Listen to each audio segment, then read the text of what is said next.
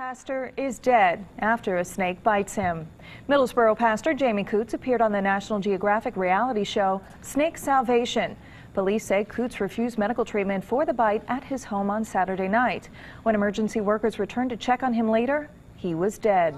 1, 2, 3, korabase kerebearabase kerabapapaparabase. Semua mulai berbahasa roh, semua mulai berbahasa roh. Korabata karabase kerabakarabase kerabayarabarabase kerabarabarabase keraba. Korabata karabase kerabakarabalalabase kerabarala. Shalom Alaikum. Awal tahun 2023 ini, Joseph Stories akan berbicara tentang doktrin karismatik dan mengapa saya menolak doktrin tersebut. Selamat datang di Joseph Stories.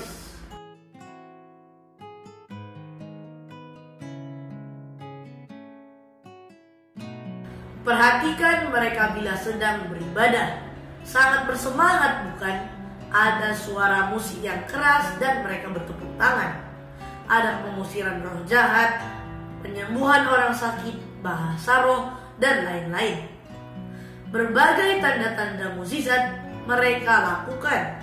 Bahkan ada yang memegang ular berbisa di gereja. Ada juga pendeta yang meninggal karena berpikir racun ular itu tidak mempan padanya. Saya pernah dibawa orang tua saya beribadah di salah satu gereja karismatik.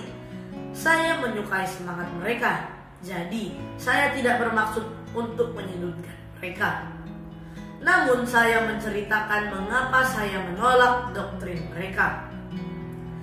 Buka Alkitabmu pada buku Markus 16 ayat 17 sampai 18. Tanda-tanda ini akan menyertai orang-orang yang percaya. Mereka akan mengusir setan-setan demi namaku. Mereka akan berbicara dalam bahasa-bahasa yang baru bagi mereka. Mereka akan memegang ular dan sekalipun mereka minum racun maut, mereka tidak akan mendapat celaka. Mereka akan meletakkan tangannya atas orang sakit dan orang itu akan sembuh. Pada ayat ini, Yesus berbicara kepada murid-muridnya.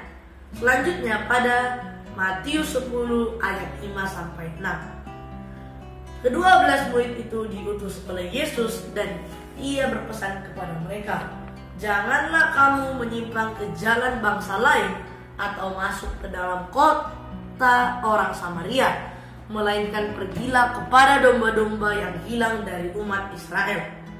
Jelas, Yesus menyuruh mereka untuk melayani orang-orang Yahudi. Sekarang mari kita baca Kisah 9 ayat 40 sampai 41. Tetapi Petrus menyuruh mereka semua keluar, lalu ia berlutut dan berdoa. Kemudian ia berpaling ke mayat itu dan berkata, Tabita, bangkitlah. Lalu Tabita membuka matanya dan ketika melihat Petrus, ia bangun lalu duduk.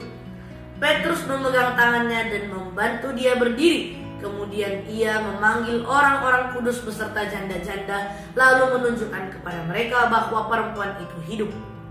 Petrus menghidupkan kembali orang mati. Selanjutnya pada Kisah 3 ayat 6 sampai 10 dapat kita lihat Petrus menyembuhkan orang lumpuh. 2 ayat Alkitab di atas adalah contoh tanda mukjizat yang dilakukan murid Kristus dalam pelayanannya. Bandingkan dengan cerita tongkat Musa yang menjadi ular sebagai tanda bagi bangsa Israel dan Firaun. Jelas terlihat tujuan pelayanan murid-murid Yesus adalah untuk orang-orang Yahudi yang menghendaki tanda. Mari kita baca 1 Korintus 1 ayat 22. Orang-orang Yahudi menghendaki tanda dan orang-orang Yunani mencari hikmat. Orang Yunani maksudnya adalah bangsa di luar Yahudi, termasuk kita sekarang ini. Dari ayat ini jelas kita mengetahui bahwa kita bangsa di luar Yahudi tidak mencari tanda melainkan hikmat. Kalau begitu, mengapa masa sekarang terutama dalam hal ini gereja karismatik yang merupakan bagian dari bangsa yang disebutkan Yunani malah mencari tanda? Selanjutnya kita baca ayat Alkitab berikut ini. 2 Timotius 4 ayat 20. Erastus tinggal di Korintus dan Trofimus kutinggalkan dalam keadaan sakit di Miletus. Paulus meninggalkan Trofimus di Miletus dalam keadaan sakit. 1 Timotius 5 ayat 23. Janganlah lagi minum air saja, melainkan tambahkanlah anggur sedikit, berhubung pencernaanmu terganggu dan tubuhmu sering lemah. Mengapa Paulus merekomendasikan kesehatan? Bukankah dia bisa dengan mudah menyembuhkan orang? Dalam Kisah Para Rasul 14 ayat 10, Paulus menyembuhkan orang lumpuh, dan pada Kisah Para Rasul 16 ayat 18, ia mengusir roh jahat. Mengapa tiba-tiba seperti kehilangan karunia mukjizat sehingga meninggalkan Trofimus yang dalam keadaan sakit? Mari kita baca 1 Korintus 13 ayat 8 sampai 10.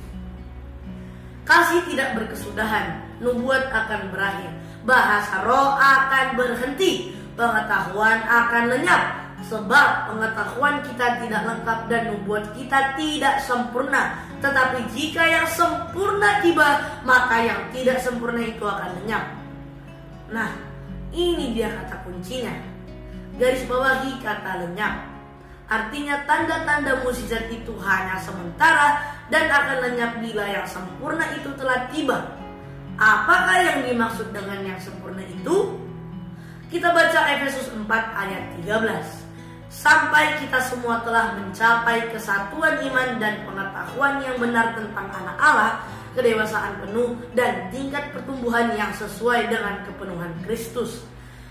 Dikatakan di sini sampai kita semua mencapai kesatuan iman, sampai kita mencapai tingkat pertumbuhan yang sesuai dengan kepenuhan Kristus.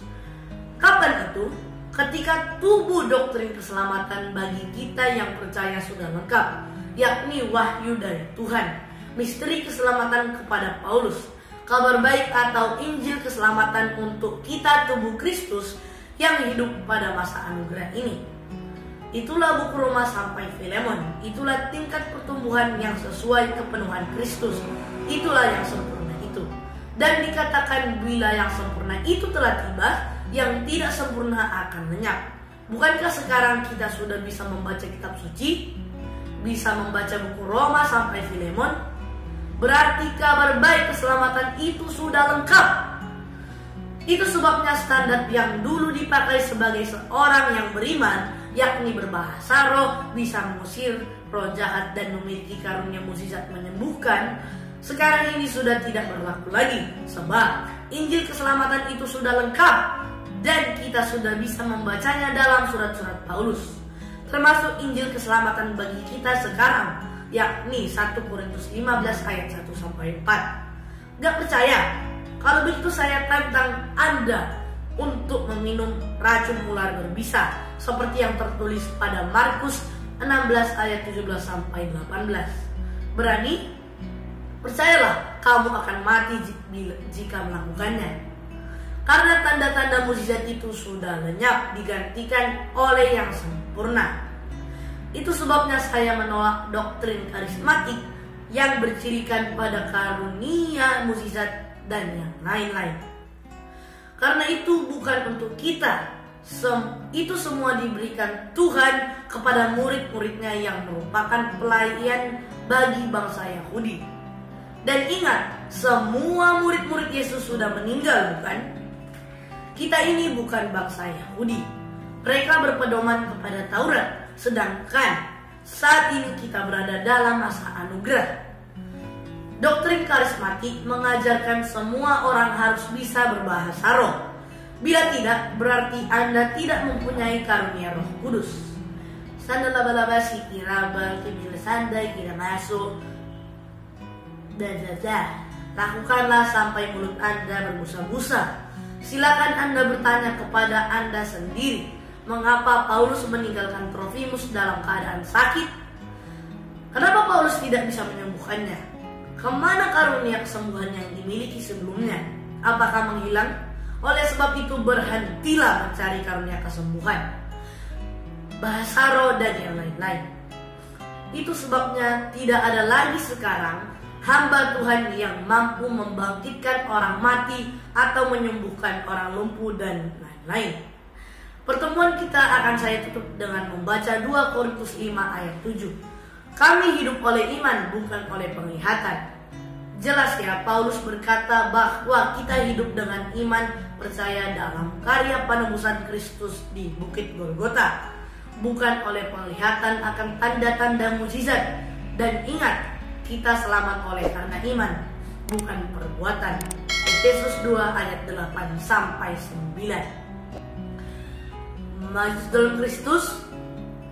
Haleluya.